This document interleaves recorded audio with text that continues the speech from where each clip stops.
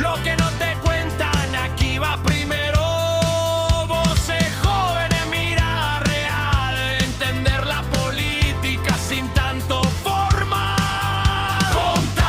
Contacto político, pensar diferente también es legítimo. Contacto político, más allá del titular, análisis crítico.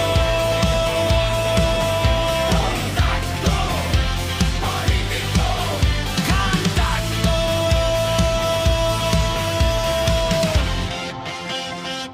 Donde las ideas se encuentran.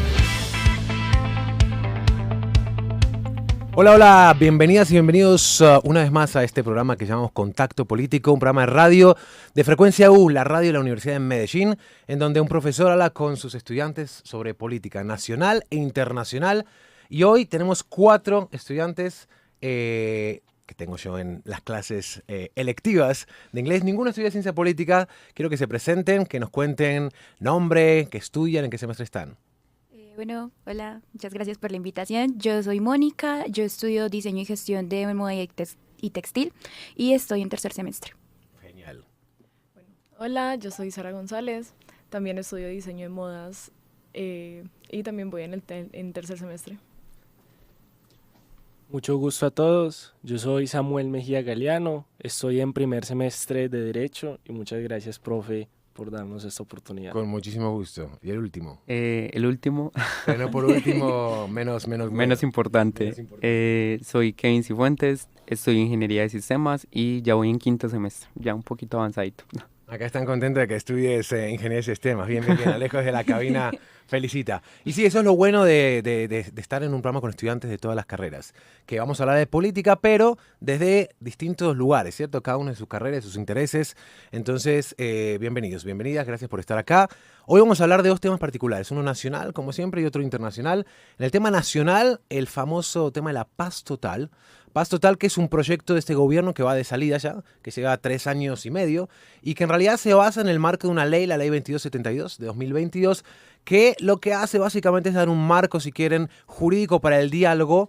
Y se llama Paz Total porque aspira, o aspiraba al menos, a tener diálogos de paz no solo con actores armados al margen de la ley, actores políticos, si quieren, sino también con actores de bandas criminales de alto impacto, ¿cierto? Que si bien uno puede decir que son actores políticos, porque finalmente casi todo es política, no tiene una bandera de solicitud de algo en particular, sino se dedican al tráfico, sobre todo de estupefacientes, a la extorsión y demás, y sus voceros hoy están recluidos en distintas cárceles del país, y el gobierno designó delegados. Inicialmente recordemos que el gobierno tenía una alianza mayoritaria en el Congreso. No sé si bueno, eran muy chicos ustedes. Acá tenemos, Samuel tiene 17 años, ¿cierto? Sí. Bueno, el resto tiene 18 y 19.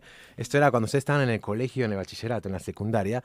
Pero les recuerdo que, y en casa lo deben saber también, donde nos estén escuchando, en los carros, en la oficina, que estamos hablando de un gobierno que empezó con una alianza en el Congreso bastante amplia. Partido Conservador, Liberal, Verde, de la U incluso. Había aliados, excepto obviamente los opositores de toda la vida. Era un gobierno que inició con mayorías. Y aún así fue un gobierno, o es un gobierno que le ha costado mucho avanzar en estos procesos. Primero, preguntarles, ¿cierto? Y empezar de pronto por Kevin, ¿qué sensación te da el concepto de paz total de este gobierno? Bueno, yo siento que la paz total en ese gobierno, hay que decir la verdad, fue un fracaso total. Paz total, fracaso total. Primero siento que el fracaso fue por la dificultad que tuvo el gobierno precisamente de llegar como a acuerdos, a ese pacto que inicialmente se tenía, como lo decía acá el profe. Pues se tenía un pacto inicial dentro del Congreso. ¿Qué pasó? Pues que muchos dicen que se radicalizó el gobierno. Yo digo que no se radicalizó, pero sí se encerró dentro de su burbuja, ¿cierto? Muchos criticaban lo que era la reforma a la salud, lo de la paz total. La paz total es muy difícil porque involucra a muchos actores armados políticos y no políticos, ¿cierto? Más difícil con los no políticos porque, claro, dentro de la paz, como es una negociación, ¿cierto? Hay que hablarnos de tú a tú y ambos, así nos lo reconozcamos muchos, ambos tienen poder, ¿cierto? Uno es el poder del Estado y el otro es el poder, pues, económico. Pero perdón, te pregunto, cuando hablas de que hay que hablar de tú a tú, ¿el gobierno debe ponerse a la altura de estos grupos al margen de la ley?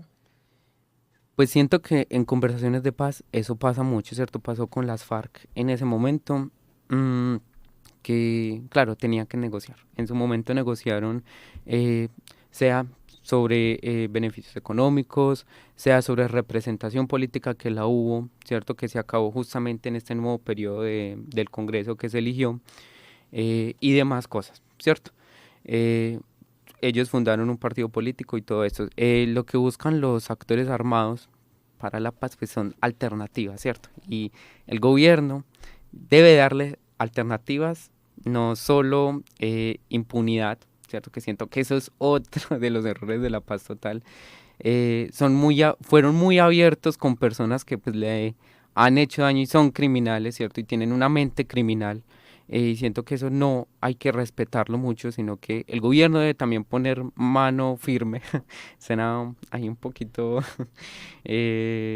militar, pero sí, hay que poner mano firme. Es que el monopolio de la fuerza, Kevin, y chicos, chicas, lo debe tener el Estado. Y que ese es el problema de todo esto.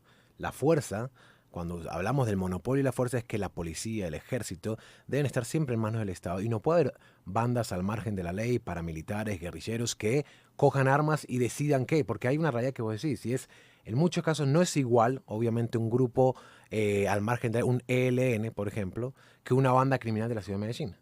Hay muchas cosas que tienen que difieren. Sin embargo, una de las más importantes es que muchas de las bandas en Medellín suplen al Estado en no solo control territorial, sino también en dar soluciones a la población. Por eso es tan complejo.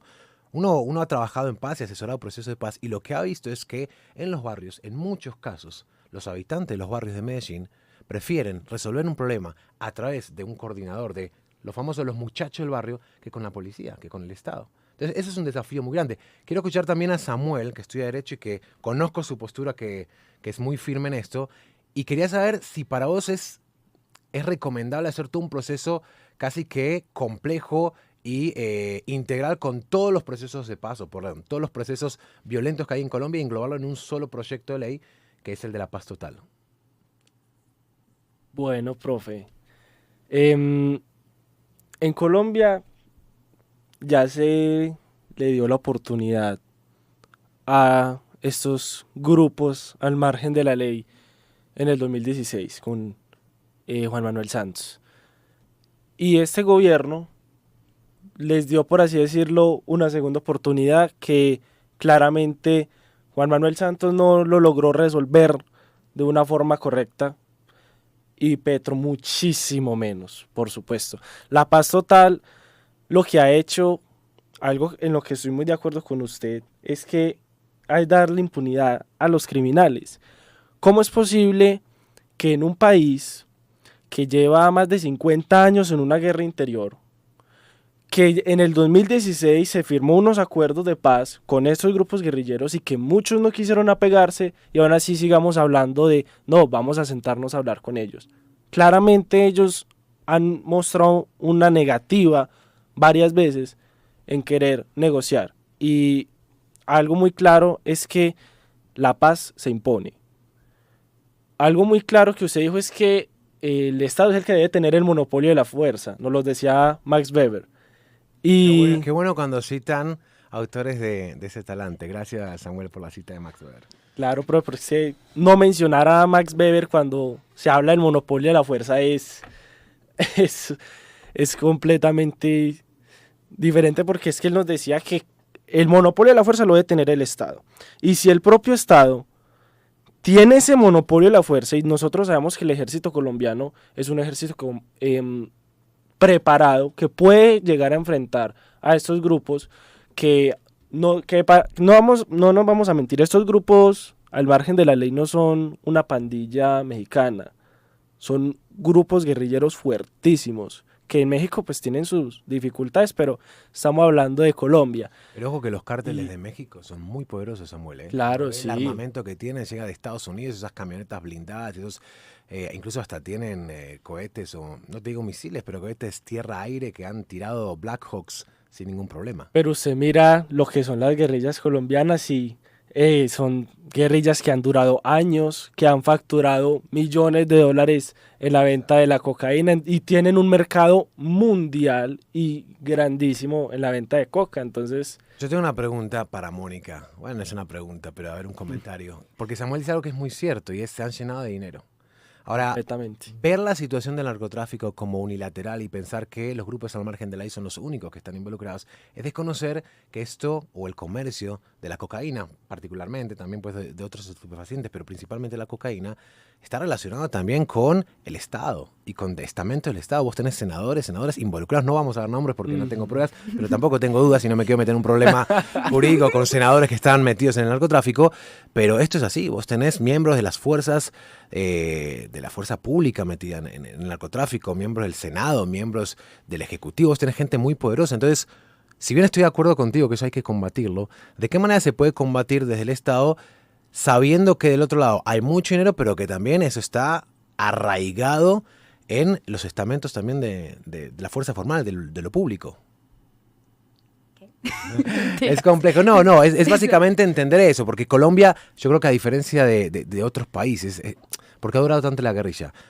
En los 60, los 70 sí nace con una cuestión ideológica, ¿cierto? Sí. Con una necesidad de país, por eso los acuerdos de paz tienen la reforma agraria, tienen muchas propuestas concretas de país. Sin embargo, lo que estamos viendo es que no hay una propuesta de país en las nuevas guerrillas, o por lo menos en las, no las nuevas, las actuales, y que hoy se han convertido lisa y llanamente en narcotraficantes, con la connivencia obviamente de gran sector del Estado. Entonces, si bien es cierto que el ejército colombiano puede tener las herramientas para combatirlo, que tengo también mis dudas sobre la tecnología y la potencia que tiene, Sí, es. ¿qué solución hay si se intentó en su momento y no se puede acabar? ¿Qué solución crees vos alternativa a lo que propone el gobierno Petro de la Paz Total? O por lo menos dentro de la Paz Total, ¿qué debería mejorarse si crees que hay algo o cambiarse para que esto funcione? Pues, yo pienso que uno de los problemas que tuvo la Paz Total es como intentar agarrar los problemas de raíz, o sea, agarrar todo de una. Yo sinceramente pienso que eso no debería ser así, sino que empezar a agarrar a desmenuzar las partes por lo mismo. Colombia lleva más de 50 años en una guerra interna, como decía mi compañero. No es tan fácil que de un día para otro empecemos como con las negociaciones con todos, como ahí sí vamos a parar esto ya de una. Eso no va a pasar. Exacto, además cada miembro de la banda o cada personaje busca algo diferente. Exactamente. Los negociadores o los voceros, por ejemplo, del proceso de paz en la paz urbana, como se le llama, la de Itagüí, la de Medellín, ya están todos privados de la ley, privados de la libertad, perdón, PPLs, personas privadas de la libertad, y que han demostrado un compromiso con la paz. Si ustedes me preguntan a mí de todos los procesos de paz que he visto y he acompañado, incluso como asesor, les diré que el proceso de paz urbana de Medellín y el área metropolitana, o el Valle Aburrá, perdón, es el que mejor funcionó en tanto y en cuanto tomamos en cuenta el compromiso de los voceros, no tanto el gobierno. De hecho, muy poco el gobierno. Y los voceros ya están privados de la libertad.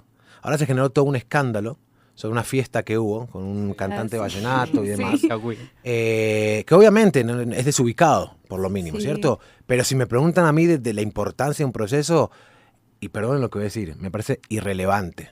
Estamos hablando de que estos voceros representan a muchísimos jóvenes en la ciudad de Medellín y el índice de homicidios en este sector ha bajado, por estos asuntos, ha bajado tremendamente desde que estos voceros han acordado esto. No fue el gobierno, en este caso en particular, y hablemos de Medellín porque estamos acá y esto nos pega mucho más que, por ejemplo, Buenaventura o que en otros lugares, que en Santa Marta. Estamos hablando de Medellín, un proceso de paz que empieza en junio del 23. Que empieza y se inaugura y se prometió muchas cosas, y está la senadora del Pacto Isabel Zuleta, que ha anunciado un montón de acuerdos, que va, que viene, que se contradice, que yo creo que le ha hecho muchísimo daño a este proceso, y hoy por hoy en Medellín los más comprometidos, y miren qué paradoja, los más comprometidos en este proceso de paz son los voceros de estos grupos, si quieren, al margen de la ley, que como digo, están siendo perseguidos y lo interesante de todo este proceso, en Medellín en particular, es que en la ciudad de Medellín tenés persecución por parte de la alcaldía y la gobernación o ataques, si quieren, hacia los grupos o hacia los voceros y también hacia el gobierno. Desde el gobierno hay una suerte ahora de desconocimiento y de lavarse las manos y suspender unos diálogos por, efectivamente, como dije antes, un evento que es cuestionable, no corresponde, duele a la opinión pública, pero vamos a lo macro. Los homicidios en Medellín bajaron y esto es gracias al compromiso de los voceros. Dentro del marco del proceso de paz, sí, pero al compromiso de los voceros. Santi, bienvenido al programa de hoy. Santiago es estudiante de ciencia política, ya casi terminando, un casi politólogo, y también conoce este tema muy de cerca, así que contanos qué pensás de todo esto. Bueno, sí, tal como vos mencionaste, profe,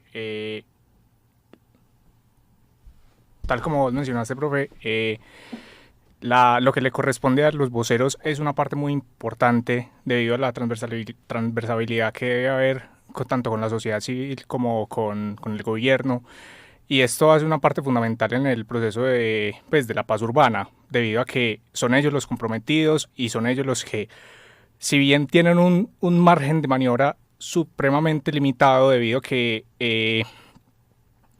los gobiernos locales, en este caso Medellín, no están muy comprometidos con este proceso, y tanto gobernador como alcalde a los voceros les limitan, no por decir las funciones, sino que se puede decir que están siendo perseguidos los voceros.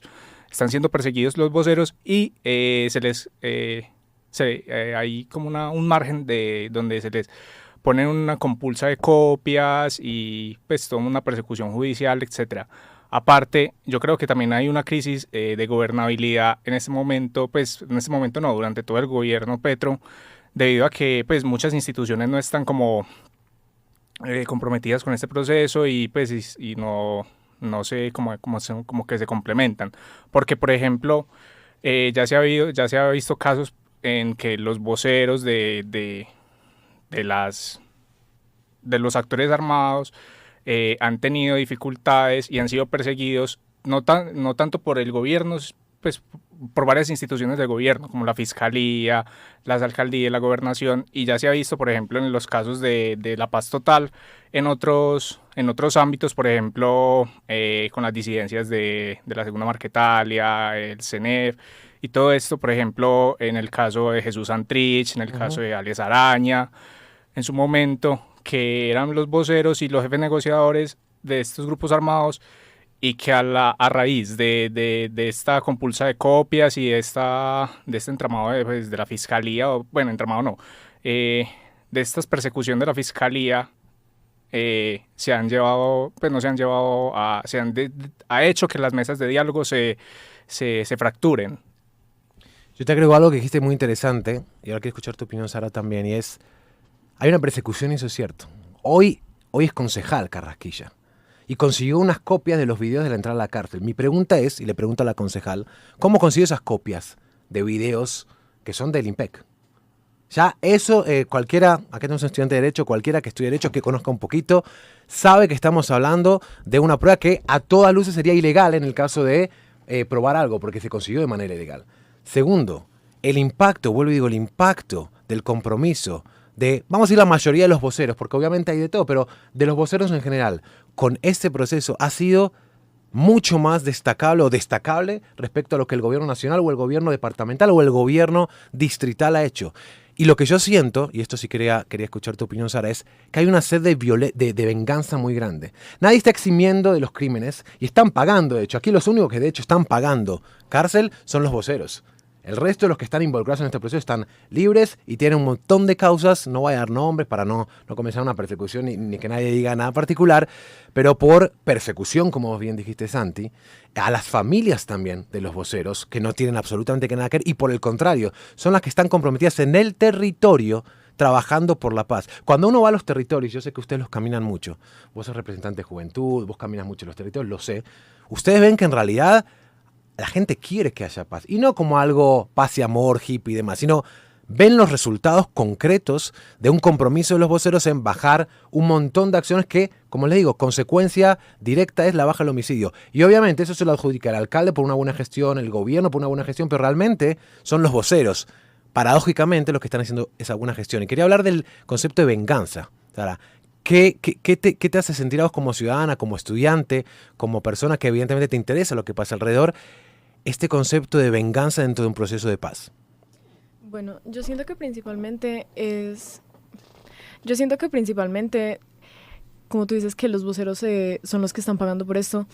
Muchas veces siento que se busca como un chivo expiatorio a quien echarle toda la culpa, y como son los que salen al público, los que realmente pelean por la causa, por así decirlo, son los que más fácil les pueden tirar la flecha.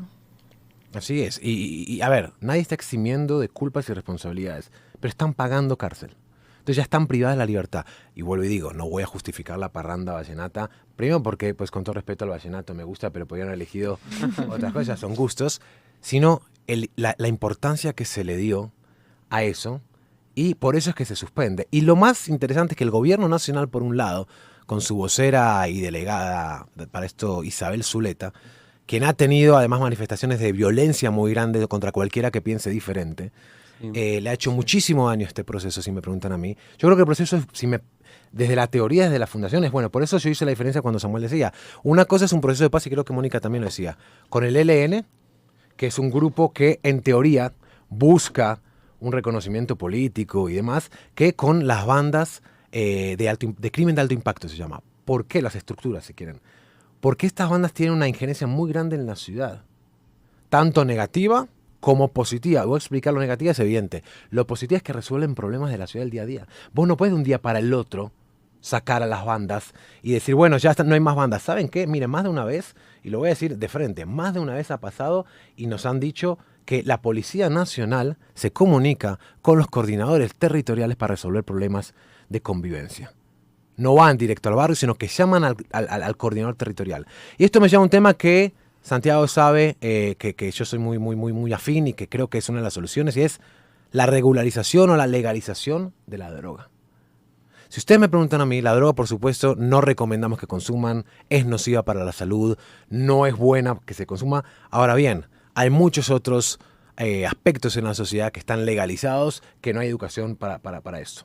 Canadá legalizó hasta 2.5 gramos de cocaína como consumo personal, ¿cierto? El gobierno canadiense. ¿Creen que el resultado fue que aumentó el consumo, disminuyó o se estabilizó? Yo quiero comentar algo ahí, ¿cierto? Antes que nada, seguir con lo de los actores, ¿cierto? Ya después para pasar con lo del consumo y lo de la droga. Sí, me parece que hay que hacer un contraste, y ese fue uno de los errores grandísimos de la paz total, y es que metió a bandas criminales y a grupos al margen de la ley, como las guerrillas y grupos que actualmente se llaman neoparamilitares, ¿cierto? Dentro de un mismo proceso de paz, cuando son diferentes. Exacto. Ingieren de manera distinta dentro de la sociedad, mientras que un grupo armado, ¿cierto? Lo que llaman bandas criminales, BACRIM, ingiere dentro de un contexto urbano, dentro de las comunas, dentro de las casas de las personas, porque son economías ilícitas principalmente, ¿cierto? Sea extorsión, sea los famosos gota a gotas, etc. Un grupo como una guerrilla o un grupo neoparamilitar que en un principio se busca fines políticos, ¿cierto? Ya creo que ese panorama cambió, ya me parece más que no son guerrillas, sino también grupos criminales, son bandas criminales, porque se financian desde el narcotráfico, y ahí viene el tema del narcotráfico, porque yo lo miro en contraste con lo del alcohol, ¿cierto? El alcohol antes era una droga, ¿cierto? Porque actualmente es una sustancia alucinógena que antes estaba prohibida, ¿cierto? ¿Cómo se consumía el alcohol antes? En bares clandestinos en Nueva York. Pero ¿sabes por qué se prohibió, no?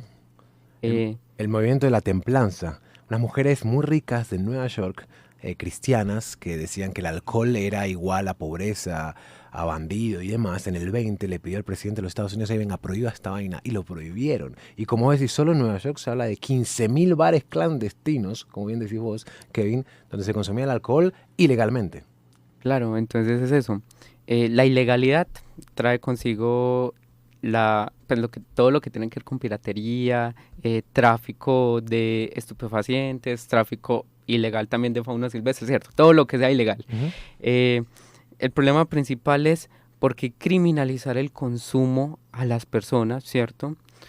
Consumo recreativo de sustancias. Siento que hay sustancias que sí no se deberían legalizar, pero hay sustancias que sí deben legalizarse, como la cocaína y la marihuana, que pues uno en el barrio generalmente pues uno ve personas que consumen marihuana, consumen cocaína, etcétera. Eso es ser honesto intelectualmente, como decís. ¿Y ustedes saben por qué se legalizó en Estados Unidos en el 33? Duró 13 años la prohibición. ¿Cuál fue el argumento? ¿Por qué se legalizó el alcohol? Bien, escuche, pongámonos en historia. Año 29 crisis. Estados Unidos estaba quebrado. Era una crisis mundial, ¿cierto? La depresión de 1929. Y en un momento dijeron, venga, ¿saben qué? Esto del alcohol, todo el mundo toma alcohol. Todo el mundo toma alcohol. Es una bobada que cancelemos el alcohol o que prohibamos el alcohol. Legalicemos el alcohol y lo grabamos impositivamente y nos genera ingresos. Y obviamente ustedes saben, demos un ejemplo. La FLA le genera a la gobernación de Antioquia, creo que son 700 mil millones de pesos al año. Es una locura, es una barbaridad, es un montón de plata. Mucho. Ojo, quiero decir algo. Legalizar la cocaína no es legalizarla y ya. Viene con educación, viene con prevención, no es para menores de edad, tiene que estar controlado. Y ahí sí yo creo que tiene que haber un monopolio del Estado también para controlar eso. Eso lo han hecho países y ha funcionado. Y uno, no es satanizar al consumidor, primero y principal. Y segundo, es evitar muertes innecesarias y además es un ingreso al Estado. El Estado puede grabar impositivamente este consumo y le entra. Samuel me está mirando con cara de que no y quiero escuchar tu opinión. Dice, no, profe, ¿cómo así?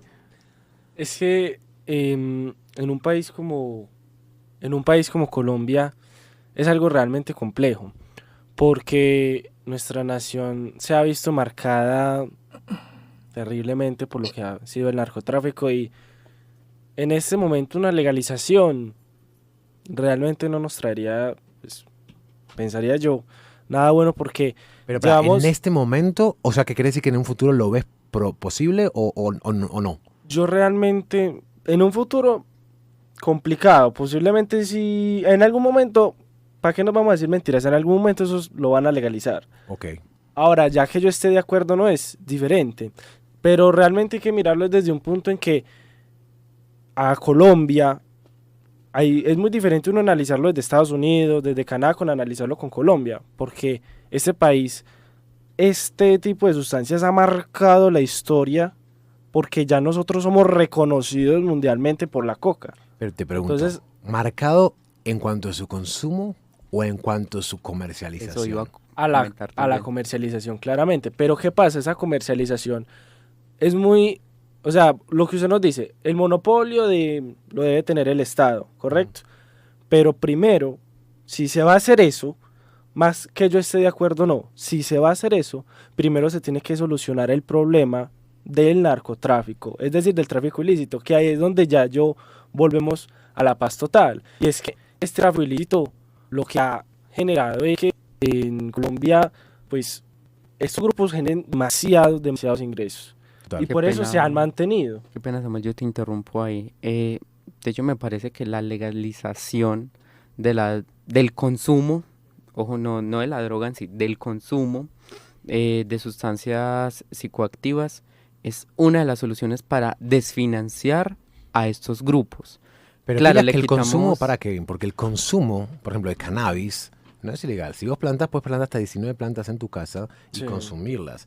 El consumo per se, la Constitución del 91 dice el libre desarrollo de la personalidad, no estaría prohibido, pero yo te puedo decir así, con el cannabis, listo, lo plantaste. Así usted dónde consigue ese gramo de cocaína, ¿se entiende?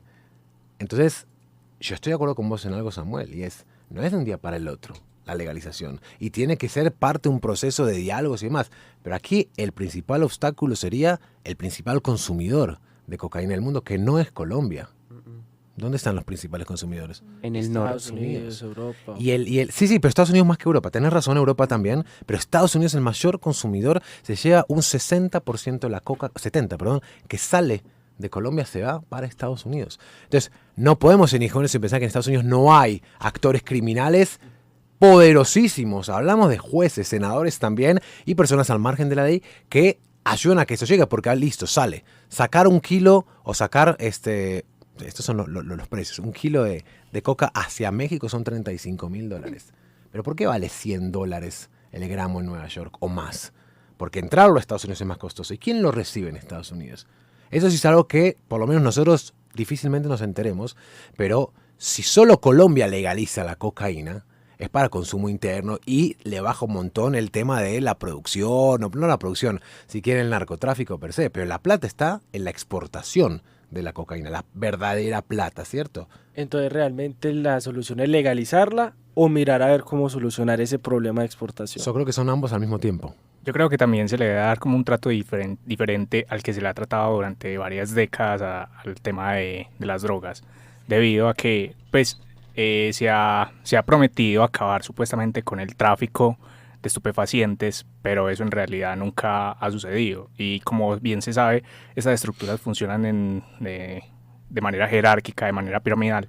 Entonces se supone que se ataca la cabeza, pero como es piramidal y es jerárquica, siempre va a querer llegar otro que esté subordinado, otro que esté bajo el mando, y no se va a terminar nunca esa cadena de violencia que enmarca no solamente los contextos de violencia, sino que eso trae desigualdad, eso trae corrupción. Ya hemos visto pues como todo este entramado de política y que ha permeado, o sea, por medio de la droga se ha permeado las instituciones del Estado. Entonces, pues en su momento la farpolítica, luego la parapolítica, y entonces es un trato como un poco más diferencial a la hora de que ya no se ataque tanto como esa cadena de suministro, sino que realmente se ataque como lo que genera más allá de la droga. Es decir, como ¿por qué se está cometiendo como tanto lo que viene sucediendo con el gobierno Trump? Que ataca lancheros, que ataca porque digamos que están transportando cierta cantidad de droga. Sin pruebas, sin eso va en contra pruebas. del derecho internacional, Ajá. eso es, pues, la verdad que es un desastre de donde se lo mire. Entonces yo digo que pues eso incluso afecta, pues es una crisis humanitaria que lleva a una catástrofe tanto de la humanidad y afecta pues como el tejido social de los pueblos, porque se estigmatiza. Entonces ya no es solamente guerrilleros o paramilitares, entonces ya se estigmatiza también que vos sos un pueblo cocalero, entonces ya no tenés derecho, digamos, a ninguna institución del Estado porque estás incumpliendo la ley. Nosotros vamos a las estadísticas. ¿Saben cuántos barcos o cuántas lanchas salen de los puertos de Colombia cada noche para llegar a o El Salvador o Nicaragua o Guatemala? Por puerto pueden salir 3 o 4. A ver, más allá de que va en contra del derecho internacional, puede alguno estar de acuerdo, ¿no? Que es una forma de... Pues personalmente no lo estoy. Pero incluso si estuviera de acuerdo y dijera, bueno, listo, vamos a bombardear los lancheros. Bombardear 1, 2, 3, van no sé cuántos van 14, 15, van muchos. Es muchísimo y hay personas, seres humanos, que si efectivamente están, traficando drogas, es un crimen, es un delito, pero deben ser judicializados. Eso no puede ser atacar así. Pero aún así, eso no confío ni el 1 ni el 2% de lo que realmente significa. Estamos hablando de toneladas y toneladas que salen todos los días, chicos. No voy a hablar de ningún aeropuerto local, pero tenemos un aeropuerto local que opera de 6 a 6. A las 6 de la noche deja de operar, a 6 de la tarde deja de operar. Pero salen de vez en cuando aviones en la noche, ¿no? Lo dejo ahí porque ahí me voy a meter en un problema muy grande. Hay que ser también realista en algo. Y la ciudad de Medellín, había un estudio que había hecho la alcaldía de Medellín hace un tiempo largo junto con otra universidad que decía que el 40% de la economía de Medellín está directa o indirectamente relacionada con el narcotráfico. Y cuando digo indirectamente, hablo de lavado de activos y demás. Esto es un montón. Y aquí ves, es una ciudad muy pujante, porque Medellín es, perdón y lo voy a decir, Medellín es una chimba de ciudad. Y aquí los paisas son lo mejor que hay. Ahora, no nos mintamos. El efecto del dinero del narcotráfico le ha beneficiado a la ciudad de Medellín infraestructuralmente, comercialmente, culturalmente no. A nivel turismo yo creo que no, es un turismo nocivo el que viene acá a consumir. Eso sí, por ejemplo, es un tema que se habla, pero no mucho, ¿cierto? Sí. Sobre todo no solo el tema del consumo, porque como dijimos, no el consumo, pero también, y quiero escuchar al sector, a las chicas de la mesa hoy, y es el tema de la explotación sexual, sobre todo la explotación sexual infantil, que sí es un delito gravísimo y que yo siento que ninguna autoridad ha podido trabajar, y a mí eso me preocupa mucho más que un consumo. A mí un consumidor no me preocupa ni un poquito. pero ni un poquito. Me preocupa cuando veo niñas, adolescentes que están involucradas a la fuerza, están siendo explotados sexualmente y que tienen clientes no solo locales, sino internacionales. Y cogen a un estadounidense, a un ruso, y lo ponen como la gran noticia. Y no, venga, aquí hay un tema sistémico. Sí, es verdad. Qué pena. Antes de que ellas hablen, yo quería comentar algo ahí. Es que sí, lo de los bombardeos y todo esto afecta más que todo pues a personas que ni siquiera tienen la culpa de esto. O sea, son literalmente daños colaterales, ¿cierto? Y se estigmatiza más, como decía el compañero Santiago, qué pena. Claro, se estigmatiza a una población, se estigmatiza cierto sector cuando de verdad son esas personas las que tienen la culpa o son simplemente unas pequeñas personas dentro de toda esa cadena, dentro de toda esa jerarquía. Dentro de ese Yo creo que sistema. son víctimas de un sistema, pero sí son responsables de sus actos. Ojo, uno tiene que ser Claro. responsable de sus actos. Bueno, lo que yo iba a decir era que simplemente, porque también muchas de esas personas son simplemente mulas. Bueno, lo que yo iba a decir era que simplemente, porque también muchas de esas personas son simplemente mulas, que necesitaban plata, que digamos estaban en una deuda, con realmente quién tiene el problema, Con que son, desesperación. con quién tiene el problema, que son realmente los productores, los comercializadores, no quienes llevan la droga. Sí, a ver, yo estoy de acuerdo contigo, pero pilas. Uno tiene que también ser responsable de sus acciones. Porque, por ejemplo, un lanchero recibe una gran cantidad de dinero por hacer eso y obviamente no merece la muerte. No tenemos pena de muerte en Colombia, pero sí debe ser judicializado.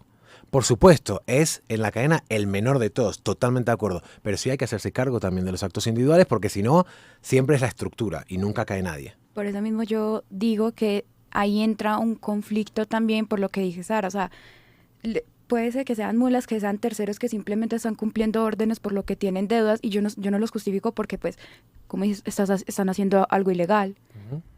Pero a la misma vez si llega como a decirse, les llegan a ceder un juicio y llegan a decir eso, que ellos estaban haciendo esto porque por alguna razón los tenían amenazados, tenían una gran deuda, yo los llegaría a entender, no los justificaría, pero yo los llegaría a entender porque digamos que son de esas salidas que uno ya no ve por dónde más.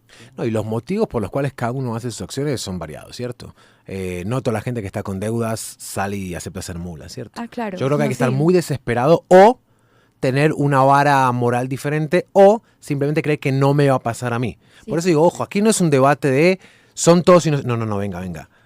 Si usted transporta 1 kilo, 2 kilos, 1 tonelada, 3 Legal. toneladas, Es ilegal. chicos, sí. es un crimen, es un Legal. delito, Yo debe quiero pagarlo. mencionar algo ahí, es que también hay que tener ojo con eso porque bandido es bandido, sea la cabeza o sea el tercero, la mula, como ustedes le digan, está cometiendo un acto delictivo. Entonces, por muy desesperado que esté, por muy atosigado que esté, es un crimen. Y mire lo que decía, vamos a mencionar a Westcol, mire lo que decía Westcol en estos Pasamos de días. citar a Max Weber a West. No, Samuel, ahí te perdí. No, pero mire lo que Aquí dijo estamos Westcol los actores. en estos días, la vez que estuvo con el presidente Petro. Sí, señor. Ujú. Un referente actual. Mire lo que Westcol le preguntaba, cosas sobre seguridad, en fin, y mire lo que le respondía Petro, no, es que los jóvenes en Bogotá, yo cuando fui alcalde hice un estudio y que le roban el celular para a la novia, por Dios, eso es una forma de justificar al delincuente. Entonces, ¿qué le dijo Westcol? Así cualquiera es bandido. Entonces no podemos entrar en esa forma, es que estaba muy desesperado, yo no lo justifico, pero estaba muy desesperado porque ese pensamiento muchas veces es el que nos está, es el que está justamente haciendo que la paz total sea ineficiente. ¿Por qué? Porque está intentando como justamente darle la impunidad al que es bandido, porque no es que vamos a mirar cómo solucionamos y mientras él sigue, no, espere que es que él tiene sus necesidades, hay que pensar en sus familias. Hombre, claro que hay que pensar en la sociedad, pero esos pensamientos son los que generan que normalicemos la delincuencia en Colombia, que es algo que ha pasado socialmente, y es que cuando normalizamos la delincuencia en este país, eso es lo que nos está sucediendo, que ya vemos que un guerrillero hizo tal, por ejemplo, el caso con Calarcá. Ah, sí, es que este gobierno, que decir, pero no, nosotros no podemos verlo eso como algo normal, porque es que es un guerrillero que es gestor de paz y por eso se le está dando la impunidad y lo estamos normalizando por un tipo de pensamientos que es que no, es que hay que entenderlos. Hay que Es mirar que- eso. Es que yo creo que el fracaso grande de la paz total como concepto, ¿cierto? Por eso hice una aclaración de la paz urbana y la paz total. Y es esto que vos decís, estoy completamente de acuerdo. ¿Cómo que cuando el ELN se levanta de la mesa? Martin Buber, un filósofo, el papá de la filosofía del diálogo, decía que el diálogo es el camino, pero que yo no puedo obligar a nadie a dialogar. ¿Cierto? Eso es cierto. ¿Cómo así que el ELN se levanta y que todo bien? Bueno, vamos a dar un tiempo. No, venga. Yo gobierno te doy la posibilidad de dialogar, porque yo sí creo que el gobierno debe dar la oportunidad del diálogo. Y se Desde tuvo en poder el de la fuerza. 2016. ¿Cómo? Y se tuvo en el 2016. No, y se firmó un acuerdo. Yo sigo apoyando el acuerdo de paz y voy a decir por qué. Porque eso sí ha hecho que se desmovilizaron un montón de gente. Y sí, en las regiones, en la Colombia profunda, tuvo un impacto muy positivo. Con todos los bemoles que haya tenido el acuerdo de paz, con todas las críticas, pero yo, al gobierno santo, de lo poquito que le voy a reconocer personalmente, es el acuerdo de paz que firmó con las ex FARC-EP. Obviamente hay disidencias, pero vos no podés obligar a dialogar a nadie. Ahora, si no dialogas, yo soy el Estado y soy el monopolio y la fuerza, y tengo el monopolio de la fuerza, lo siento, y suena muy feo, y suena violento, pero hay que combatir eso. Claro. Y para eso está el Ejército Seguridad Nacional. democrática. No, seguridad democrática no, no, no, Samuel. no, Eso no, pero bueno, en todo caso, Prove lo que por quiero decir es, no creo que sea de blancos y negros todo esto. O sea, y si bien es cierto que los lancheros son víctimas de un sistema, que pueden estar desesperados por hacerlo y demás, hay mucha gente desesperada por hacer que no es lanchera, ¿cierto? Sí. Entonces creo que hay que hacerse cargo y estoy de acuerdo con Samuel. Tiene que haber respuesta individual también de cada uno involucrado. Lo que no puede pasar es que nos concentremos en los lancheros y desconozcamos que esto arranca desde arriba y no solo con el ilegal, sino también con personas que están en el Congreso de la República de todos los colores y sabores. Aquí no hay ideología. Es interesante porque no hay ideología, no hay un tema de, bueno, solo los de la derecha, solo los de la izquierda.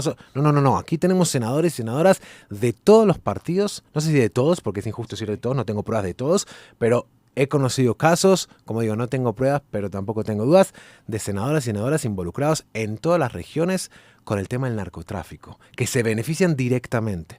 Y cuando un senador o una senadora son los beneficiarios de esto, es muy difícil desarraigarlo. Pero hay otra cosa, y quería hablarlo como para dar cierre a este primer bloque, y es la naturalización del consumo. Y aquí hay una doble moral, creo que Kevin lo habló en su momento, y es, oficialmente se critica el consumo y se le da palo al consumo. Y como digo, y lo digo porque nos están escuchando en casa, no consuman drogas, no son algo sano. Y si lo van a hacer, háganlo con mucha conciencia de lo que es, porque cada uno también decide su futuro y yo sí creo que uno debe ser responsable por hacerlo. Pero con toda la educación y con todo lo que hay presente en Colombia y en Medellín en particular, díganme, ustedes son muy jóvenes, pero díganme cuán difícil es conseguir aquí Coca o Pérez o Tusi o Pepa o todo lo que hay, es facilísimo. Muy fácil. Se ofrece abiertamente. Fácil. Está naturalizado. Eso para mí es Uno grave. pasa Dentro de la por- misma universidad. Sí. Uy. Ay, Siguiente tema. uno pasa por los barrios y uno ve las bolsitas de Ziploc chiquitas. Yo señor. cuando apenas Sí, señor. estaba yendo como a barrios, porque yo soy de Itagüí, pero no vivo en la zona de barrio de Itagüí. Cuando empecé a ir más, porque me metí a un grupo parroquial, empecé a estar con mis amigos. Bueno, algo sano. Entonces, algo sano. claro, no, un No grupo te preocupes, parroquial. fui al barrio con un No, grupo hombre. parroquial. Entonces, yo les decía, ¿por qué si hay tanta bolsita La de inocencia. Ziploc chiquita? Sí. Todo eso es pura bolsa de Tusi. O de Mira, cocaína. yo- Chicos, pero no es solo el barrio de Itagüí. Yo vivo por el poblado. Eso. En los sectores más, si quieren, exclusivos y demás. Paseo a mis perros en la noche y veo 2-3 bolsitas. No voy a dar las coordenadas exactas, pero es entre San Lucas y el Campestre. O sea, eso no es algo... Y no es un consumo de clase social específica y demás. Eso atañe a toda la sociedad. Yo creo que estamos pasados en el consumo en esta sociedad. Creo que se naturalice, que se minimice el impacto. Pero eso no quiere decir que lo tengamos que prohibir. Yo creo que eso al revés. Nos hace unas alertas que es un tema de salud pública que deriva finalmente un tema de seguridad, pero no por el consumo per se. ¿Cuántos muertos por sobredosis tenemos en Colombia? Tenemos estadística. ¿Y cuántos muertos por intercambio, por el negocio ilegal que trae el narcotráfico? Es mucho más alto. Entonces el problema no es el consumo, a pesar de que el consumo sea nocivo, obviamente, sino es la ilegalidad. Muere más gente, y lo digo en serio, y suena muy, muy, muy tonto esto, por diabetes, ¿cierto?, que por consumo de cocaína o de cualquier otra droga. Entonces, vuelvo y repito, esto no es avalar el consumo, pero tampoco es... si quieren ponerlo en un espacio de criticarlo negativamente, sino en un espacio de, venga, eso se consume. Y legalicémoslo de una forma inteligente. no de una forma punitiva. Sí, tenemos el marco constitucional del 91 incluso para darle, si quieren, peso. El tema es que no somos la sociedad los que decidimos, los que están muy arriba no quieren que esto se legalice. Aquellos que en el Congreso levantan la voz en contra de la cocaína y más, muchos de esos, no todos, muchos de esos son aquellos que no quieren que se legalice porque ahí es donde tienen un ingreso muy grande, pero muy cuantioso por la venta de estupefacientes. Vuelvo al tema de la paz total y es parte de eso. Realmente yo creo que la paz total en Colombia, o la paz, más que la paz total para no usar un término del gobierno nacional, la paz en particular en Colombia está íntimamente ligada con el narcotráfico. Íntimamente ligada. Mucho. Y a mí me gustaría también mencionar algo antes de que se cierre pues este tema, y es que cuando usted, profe, mencionaba sobre que las bandas de los propios barrios generaban cosas negativas, tanto positivas. Por ejemplo, mi madre siempre me ha dicho, mi madre cuando era niña vivía en un barrio de Itagüí que se llama San Pío, Sí, San señor. Pío X. Sí. Y ella siempre menciona que eso era zona roja, que eso era súper peligroso. Entonces le cuentan a uno cantidad de anécdotas que uno se queda impresionado. Y a mí en el colegio me tocó hacer un documental sobre eso. Y uno que siempre ha sido amigo de la familia de toda la vida, yo le pregunté, bueno, entonces, ¿cómo fue esa transición? ¿Qué fue lo que generó esa transición de que hoy Itagüí ya no sea ese nivel de inseguridad que había antes? Y él me mencionaba, vean, muy simple. Ya a los propios, como le dicen coloquialmente, los duros del barrio, no les gusta como la violencia. Entonces, él llegaba y me explicaba, si lo ven a usted robando una vez, van y le dicen, y le hablan y tal. Si lo ven a usted robando 2 veces, le dan una pela. Y si lo ven a la tercera, lo matan. Entonces, hombre, hay que mirar realmente si eso es una realidad de que, por ejemplo, a mí me choca mucho cuando salen en campañas políticas, voy a mencionar puntualmente nombres, y es que Acá hay libertad, mencione. Usted se hace cargo, Es usted que- es el Samuel que está hablando en este momento. yo me hago Problema tuyo, cargo. papi. Y es que el senador Trujillo, por ejemplo, en las elecciones al Senado con sus candidatos Jaime Cano y Daniel Restrepo, entonces él decía, por la seguridad, vote Partido Conservador, Jaime Cano y Restrepo, y la mitad Trujillo. Y uno dice, pero ¿cómo que por la seguridad? Si la seguridad la está dando las bandas criminales, es donde se rompe ese monopolio de la fuerza, porque entonces ellos dan pena de muerte al que roba. Pero está sugiriendo entonces que estos senadores electos son, o ya son en el ejercicio, son parte de esta seguridad al margen de la ley. No, no estoy diciendo eso, estoy diciendo que ellos se enaltecen de decir que es que la seguridad, que es que, porque sí, cuando llegó, ¿para qué nos vamos a mentir? Cuando llegó Carlos Andrés Trujillo a la alcaldía del municipio de Itagüí, él implementó una política de seguridad que funcionó. Sin embargo, hoy en día, esa seguridad, y lo dice el propio testimonio de la gente, no es algo que yo me invente, es el propio testimonio cuando yo hice mi investigación, y es que esa seguridad es muchas veces, no en la mayoría, pero muchas veces, gracias a que los duros del barrio son los que la imponen, y ahí es donde entramos nuevamente a la paz total. Pero yo creo que eso pues viene desde hace desde hace mucho tiempo, pues incluso cuando muere Pablo Escobar existe un fenómeno que se llama con este paramilitar de la gobernabilidad, se me va el nombre en ese momento, pero lo que hace es cooptar todos los insurgentes pues todos los que tenían cabida con Pablo Escobar, Don Berna. Don Bernabilidad, y lleva a los barrios. Ya no existía entonces en ese momento la disputa por la frontera, no existían las fronteras invisibles, ya no era paramilitares contra guerrillas, ya no era violencia urbana, sino que él cooptó todo el andamiaje de Pablo Escobar y lo unificó. Y a partir de ahí fue que hubo una especie de gobernabilidad, incluso con alcaldes de Medellín que... Acá, el candidato a la presidencia de Fajardo. Sí, y con Salazar también. Ah, sí, Alonso Salazar también, es sabido. Entonces, pues yo digo que ese problema de orden público que transan con las alcaldías, con las bandas, eso sigue palpable. Pues eso no es de... Sigue el día de hoy, chicos. Sí, a ver, claro. no nos digamos Sí, mentiras. es que lo que yo digo Con es nombre algo en actual. Itagüí, en Medellín también. A ver, no nos digamos mentiras. Por eso lo dije al principio. Las bandas tienen un poder tan fuerte en los barrios que controlan. Lo que dijo Samuel es cierto. A mí me pasó, pero se los cuento, una vez caminando en una comuna, no voy a dar el número, porque si no identificamos quién está detrás de eso. Iba con mi cuñado, íbamos haciendo un trabajo social y demás, y le robaron varios computadores, que eran gente de ONGs de distintos países del mundo, como 6 o 7 computadores.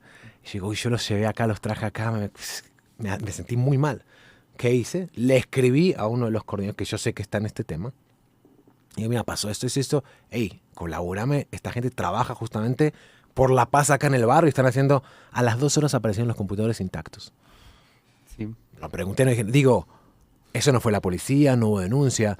Uno puede decir, bueno, éticamente, pues yo fui pragmático, necesitamos resolver eso. Sí, y lo pero- que vos decís, a ver, entonces es muy difícil entonces cuando se desconoce el papel de los líderes, de los que hoy están privados de la libertad, por crímenes, por homicidio, por distintos delitos, no vamos a negar eso, es que tampoco es santificar a nadie acá, pero cuando están privados de la libertad y aún así tienen un poder que se palpa en la calle, no solo para el comercio ilegítimo y demás, sino también para resolver el problema de la gente, a la gente en el barrio le tiene un respeto tremendo. Vayan y pregunten qué piensan. ¿Respeto o miedo?